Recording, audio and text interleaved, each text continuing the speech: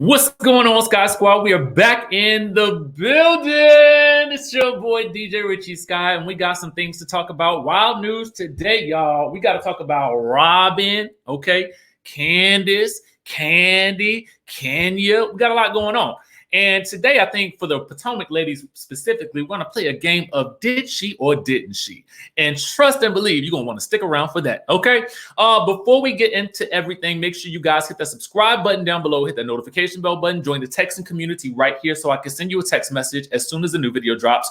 Also, too, be on the lookout for my, I guess I could call it a personal channel where I will be sharing with you guys sort of vlogs and behind the scenes stuff as I get started with some of my businesses on the side. So tune into that. I will put the link for that down in the description down below as well. With that being said, y'all, let's go ahead and get into the thing. First things first, we want to talk about Kenya Moore. Now, last week we had told you guys about a report that had come out about Kenya Moore not returning to the Real Housewives of Atlanta along with Miss Cynthia Bailey and them reframing the show around Kandi and Portia. Now, we talked about the possibility of this, and we talked about how it was reported on by Gary with the T from the Ricky Smiley Morning Show. That's how it came to my attention. So we also talked about how it seemed to be unlikely because we had seen interviews with Kenya Moore on Access Hollywood Entertainment talking about the new season and sort of, giving us some details about her Dancing with the Stars gig and what all was going to be entailed with that. So it seemed highly unlikely. Now, Kenya Moore has some things to say about those rumors. Get into this. Now, fair warning, we did post this last night on our shorts on YouTube, but I'm not necessarily sure how many of you guys saw that. So let's get into this news right now. So someone's asking me about Housewives. No, the rumors are not true. You guys, it came from some not credible source. The rumors are not true. So don't believe things that you hear unless you hear from me. It's not true. So the rumors are not true about Housewives. All right, so there you have it.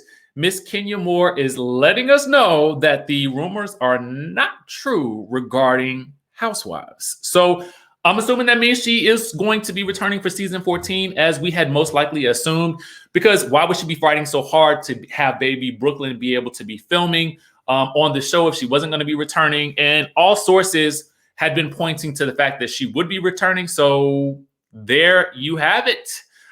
If you are a fan of Kenya Moore, I'm sure you are ecstatic about that. And I don't know, for some reason, people think that I don't like Kenya Moore. I don't like some of her antics on the show, but I do think that Kenya Moore is great for the show. I think that she has a very rich story in general. I wish they would choose to focus more on that. And now that she's able to show, the beautiful baby, then she will obviously be able to show exactly what's going on in her personal life.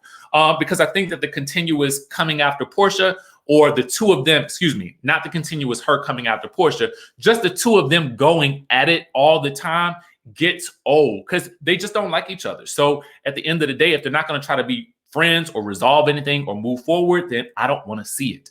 But otherwise, Kenya Moore brings the drama and she gives us something to talk about. So I'm all the way here for it if she's going to bring it.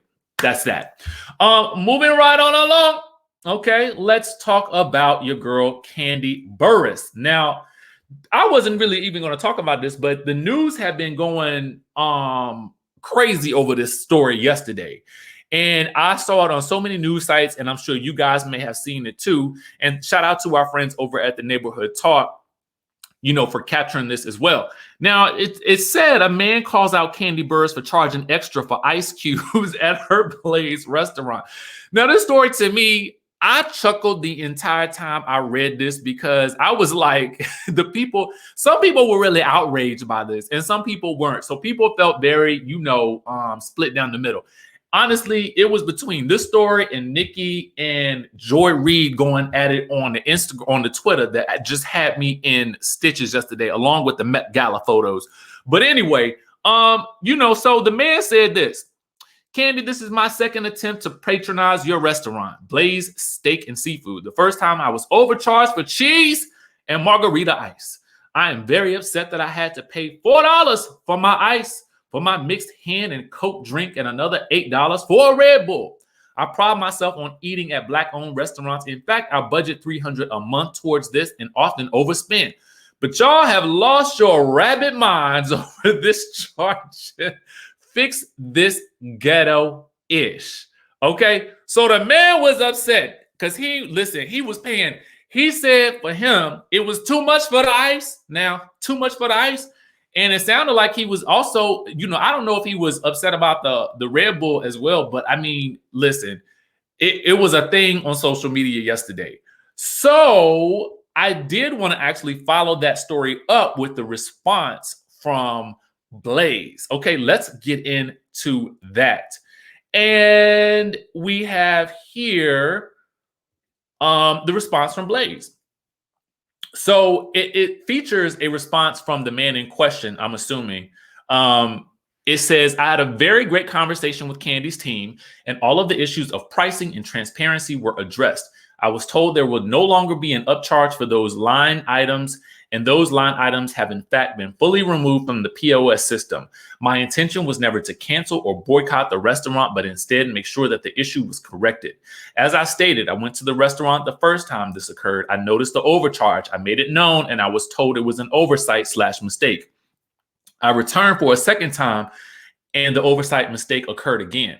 I know how much power I have and how much power people collectively have, and I'm happy that Blaze has decided to make things right. Thanks for taking the constructive criticism and correcting the issue. As an entrepreneur that owned one of the first Black-owned gas stations in Gwinnett and the owner of a law firm, I want nothing less than to see other African Americans thrive in business. Atlanta influences everything, and so we have to lead the way. And then he posted his IG. Now, he actually thanks Candy in his post on Instagram. And then Blaze Steak and Seafood posted this. We have spoken to Mr. Lawyer Up and thanked him for bringing this unfortunate situation to our attention. Being a Black-owned business in a community full of other Black entrepreneurs, we want to build each other up and use moments like this constructively. We look forward to establishing a great relationship with Mr. Lawyer Up moving forward. For clarity, we do not charge for ice. Rocks is bar terminology that pertains to the amount of liquor poured in a drink. This terminology in line with neat and up. This terminology is in line with neat and up. However, we have adjusted this verbiage and removed the charges altogether. We pride ourselves on providing a great dining experience to the people in our community and those that travel from far to patronize our restaurant. We appreciate the support of our community and those that continue to provide us with feedback in an effort to better our restaurant group. We will continue to develop our staff with further training and developing. Burris Tucker Restaurant Group. And side note, that was my Bluetooth speaker turning off. I like the way that they handled this situation. I felt like it was a perfect way to resolve the issue. And I think that I just feel like they handled the resolve with class, because you could tell that they were working to resolve it actively. And I really, really appreciate that. And I wanted to let that be known because I think that a lot of people had seen the first post, but they had not maybe seen this follow-up. So I definitely wanted to, share it with you guys so that you guys can see that it was actually followed up on and they were doing something about it. So I thought that was great. But what do you guys think? Let me know down in the comment section down below. Should this have been a thing, or do you guys think that he had every right to do what he did and, it got resolved? Okay. There's that. It got resolved. I want to move on to Potomac and let's play a little game of did she or didn't she? Now, the first thing that I want to talk to you guys about is Miss Robyn DIXON.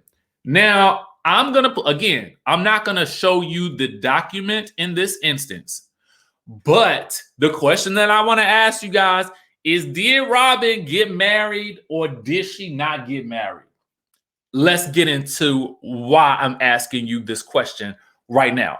So, if you guys head on over to Reality Blurb, and I will place the link in the description in this video, I want you guys to look at the link in the description because I already know somebody out there is gonna be like, "Oh, Richie made that up." No, I didn't. Okay, so I want you guys to look at the link in the description down below. It is from Reality Blurb. They didn't apparently make it up either. Okay, so one of the things they asked in a new article was they said, did Robyn DIXON secretly remarry Juan Dixon?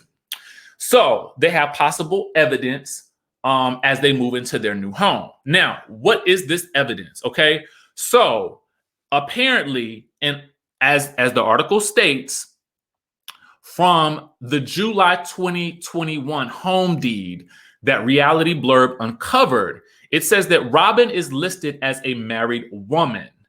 Now, and they also state that in further court documents, it is confirmed that she and Juan were officially granted a divorce in 2012. So when you look on the site at the receipt that I'm looking at here, okay, that is dated July 29th, 2021, it says borrower is Robyn DIXON comma, married woman. Now, I don't know much about home deeds because I don't own my first home yet, okay? But I'm getting there. But what I do know is, in my mind, I immediately ask myself, well, maybe because they have been living together for such a long time, they are considered common law married. That could be it, because I'm thinking, well, maybe that's it. Because surely, if she was married already, we would know about it. You know what I mean? Because that's been her storyline on the show. Now, here's what I also want to show you. So when I was doing my research on common law marriages in the state of Maryland, okay, they say this. Now, I'm just going to pull it up for you. It says, and this is provided by Google. It says, common law marriage is a type of marriage where a couple becomes legally married without participating in a lawful ceremony by living together for a long period of time, intending to be married and holding themselves out to others as married. A common law marriage cannot be created in Maryland. So, knowing that it says a common law marriage cannot be created in Maryland, and our belief is that maybe potentially, Robyn seems to have been living in the state of Maryland, unless she happened to build this new home in Virginia or DC or something other such, then in my mind, I can't understand why the document that I am looking at as I go over to Reality Blurb, as it says purchase money, deed of trust, it has listed her as a married woman. Again, link in the description down below. Read it.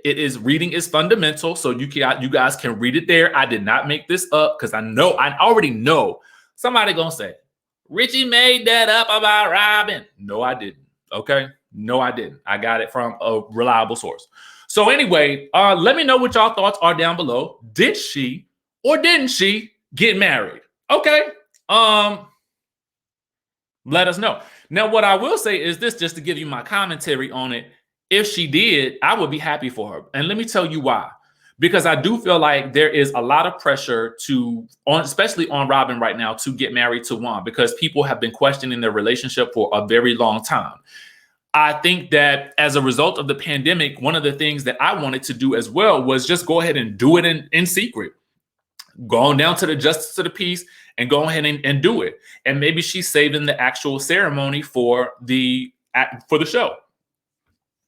Maybe that's what they did. Because at the end of the day, it's like, I get it. The pandemic has definitely had an effect on people and their ability to get married in the way that they want to do it. So why not? But let me know what you guys think down in the comment section down below. Again, read the article, okay? Read the article. Next, Candiace. So when we looked over to the Real Housewives of Atlanta after show, what we find is Giselle, Ashley, Robyn, Karen, Mia, who else? That was about it, okay? All the girls are dragging Candiace for body shaming Ashley. Now, the question had been, and the question of today's episode is, did she or did she not body shame Ashley? Okay. The ladies of the Real Housewives of Potomac seem to believe that she did, and that she at some point in time thought better of it, hence the quasi apology that she gave Ashley on in the show in the moment. But on the after show, Candiace says that she likes to diversify her insults, and that she knew that Ashley would be trying to make it into something that it wasn't, and that she was not mom shaming her, which I kind of think is a little bit different. But she wasn't mom shaming her. She was just calling her wide body because her body is so full of ish. And I'm paraphrasing that last part. So really my question to you guys is, and I know we've been kind of on this subject for quite some time, it seems like the last 2 weeks, you know, did she or didn't she? Because in the episode, I felt like she kind of backed off from it, you know, from that comment. But in the after show, she doubled down on what she said and she don't have no regrets about it. So I want to know what y'all think. Because the ladies of Potomac, Giselle, Robyn, Ashley, you know, Karen, and Mia all was like, no, this was not a cool thing to do. You know, Robyn felt like she messed up, you know, and so did Giselle. Karen was like, I'm so glad I wasn't there for that moment, you know, and Mia was basically like, yeah, she, you know, that's not a cool thing to say. So I wanted to know, now that we know what the ladies think, what do you guys think? Did she body shame her or did she not body shame her? Or do you think that Ashley deserved what Candiace gave her? You know what I mean? I mean, let me know in the comment section down below. When I head over to, let's see if I can head over there now. If I head over to bravotv.com, you guys can actually see, and I'll put some links down in the again, more links for you guys. I'll put some links down in the, yeah, here's what she says it. I'm gonna pull it up.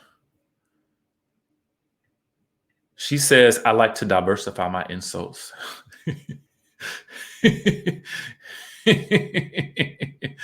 I don't know why that tickles me. So for some reason it won't load. But anyway, there you guys see it.